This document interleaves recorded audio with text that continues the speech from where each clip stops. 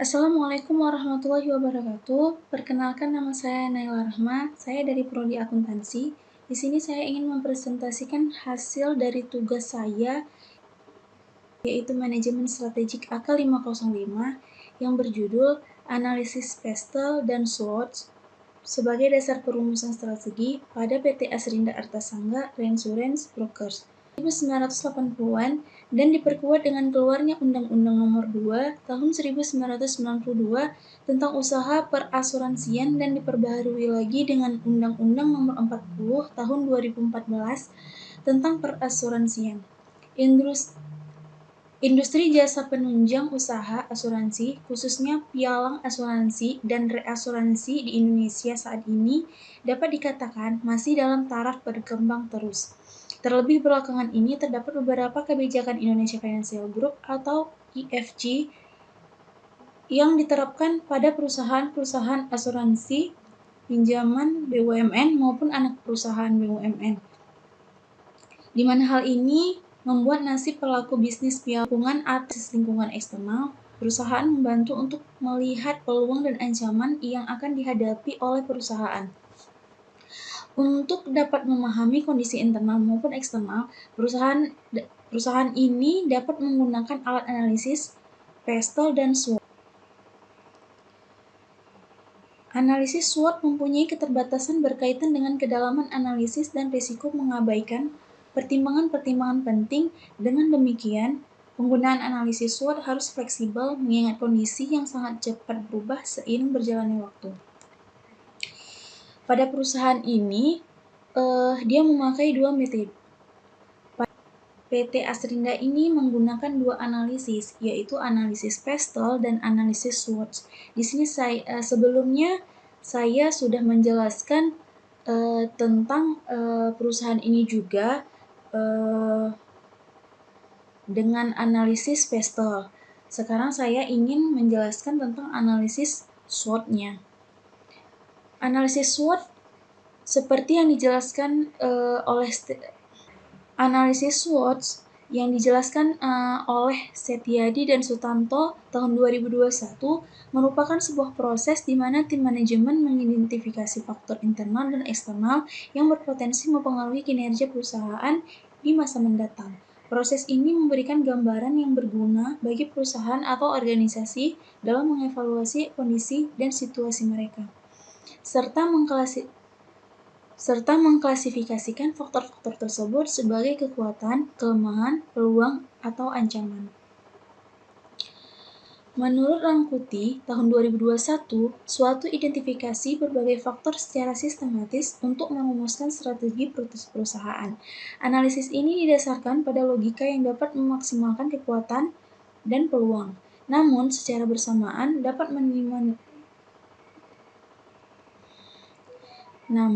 kelemahan dan ancaman. Dalam melaksanakan analisis SWOT, perusahaan atau organisasi dapat menilai kondisi dan situasi mereka, mengidentifikasi kekuatan dan kelemahan internal, serta peluang dan ancaman eksternal.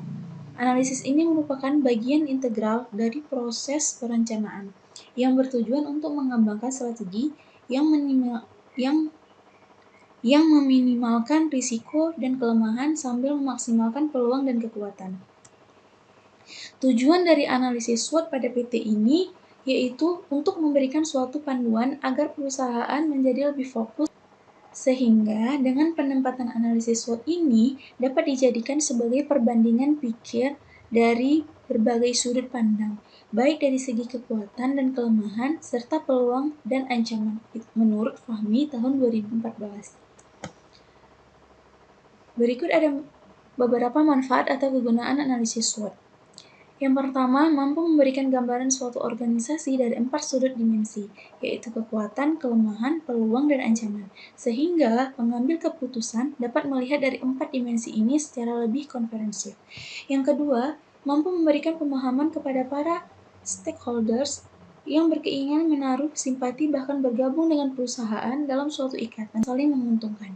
Yang ketiga, dapat dijadikan sebagai rujukan pembuatan rencana keputusan jangka panjang. Yang keempat, dapat dijadikan penilai secara rutin dalam melihat progress report dari setiap keputusan yang yang telah dibuat selama ini. Ada beberapa faktor internal dan eksternal terkait analisis SWOT. Ada yaitu kekuatan, kelemahan, peluang, dan ancaman. Baik, kita akan menjelaskan satu persatu. Yang pertama ada kekuatan. Kekuatan ada 4 kategori, yaitu memiliki jaringan kerja yang luas bijak lokal maupun internasional. Yang kedua, terlibat aktif dalam berbagai asosiasi dan kemudian terlibat aktif dalam berbagai asosiasi dan organisasi profesi. Kemudian memiliki SDM yang berkualitas dengan kualifikasi dan pengalaman sebagai pialang reasuransi, serta dukungan pendidikan sebagai pialang yang dicanangkan oleh manajemen. Dan yang terakhir, ada perubahan pola dan cara kerja melalui transformasi digital yang mampu mengoptimalkan kinerja.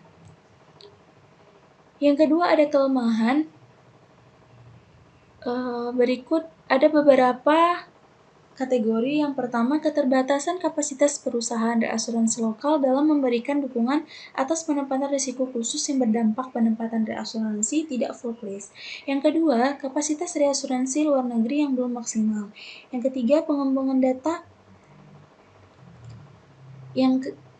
Yang ketiga, pengembangan dana IFG yang melarang penggunaan jasa perantara seperti agen dana atau pialang reasuransi atau broker reasuransi pada anak perusahaan asuransi dan pinjaman serta afiliasi PT Bahana Pembinaan Usaha Indonesia Persero. Yang ketiga ada peluang. Yang pertama, memberikan kapasitas otomatis untuk trading company melalui facultative obligatory.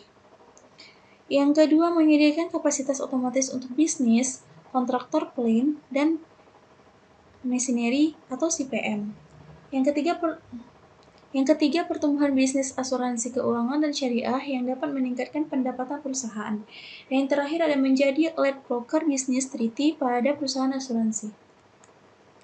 Yang terakhir ada ancaman. Kondisi pasar reasuransi dalam dan luar negeri sedang berada pada tahap hard market. Yang kedua, kenaikan reasuransi commission yang cukup mulai dari 25% sampai dengan 32,5%, sehingga mengurangi pendapatan broker. Yang ketiga, berkurangnya dukungan pemegang saham baik clearing company maupun reasudor, terutama dari PT Asrindo, PT Jasindo, dan PT Reasuransi Indonesia Utama. Yang ketiga, adanya ancaman resi dunia tahun 2023. Yang keempat, kebijakan emisi karbon, perusahaan batubara ditutup, sehingga cover reasuransi di luar negeri terkait pinjaman batu bara juga sulit. Yang terakhir ada kesimpulan. Berdasarkan analisis SWOT yang menyeluruh dapat disimpulkan bahwa perannya dalam perencanaan dan pengembangan bisnis tidak dapat dianggap remeh. Dengan mengidentifikasi kekuatan, kelemahan, peluang, dan ancaman internal perusahaan yang mempengaruhi kinerja perusahaan di pasar, analisis SWOT menciptakan landasan yang kokoh untuk strategi yang efektif. Saat mengambil keputusan, analisis ini memberi manajemen pemahaman yang lebih mendalam, memungkinkan pengambilan keputusan yang lebih tepat, dan menetapkan tujuan yang realistis.